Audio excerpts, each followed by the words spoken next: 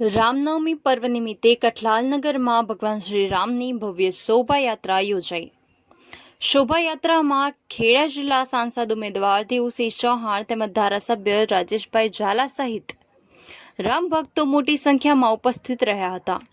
કઠલાલ રામજી મંદિર ખાતેથી પૂજા આરતી કરીને આ શોભાયાત્રાની શરૂઆત કરાઈ હતી। શોભાયાત્રા કઠલાલ મુખ્ય બજાર, પટેલવાડો, આઝાદપોળ, સતી પીપળી, નળાનો ઢાળ, મુખીની ખડકી, ભાવસારવાડ સહિતના સમગ્ર વિસ્તારમાં ફરી હતી। આ શોભાયાત્રામાં રામાયણના પાત્રો, રામજીનો રથ તેમજ ડીજેના સાથે જ ખૂબ જ મોટી સંખ્યામાં કઠલાલ શહેર અને તાલુકામાંથી રામ ભક્તો જોડાયા હતા।